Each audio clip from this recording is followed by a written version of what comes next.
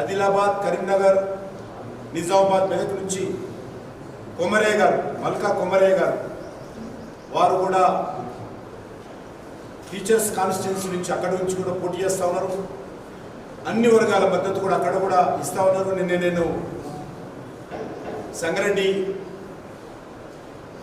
Patancheru, assembly నియోజకవర్గాల్లో ఎన్నికల ప్రచారానికి కలవడం కోసం కొంతమందిని వెళ్ళడం జరిగింది.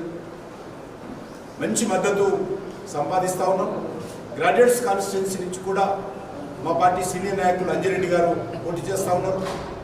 కాబట్టి 3 నియోజకవర్గాలు కూడా పోటీ చేస్తున్నటువంటి ఏకైక పార్టీ భారతీయ జనతా పార్టీ.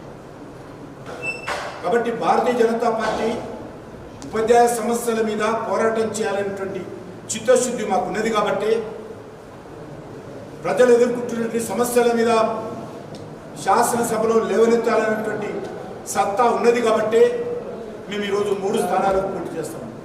ఏ పార్టీ కూడా పోటీ చేయడం లేదు. అందుకే నేను తెలంగాణ ప్రజలను, విద్యావంతులను, మేధావులను, కవులు, కళాకారులను కోరుతాము, భారతీయ జనతా పార్టీ అభ్యర్థులను ఆశీర్వదించండి.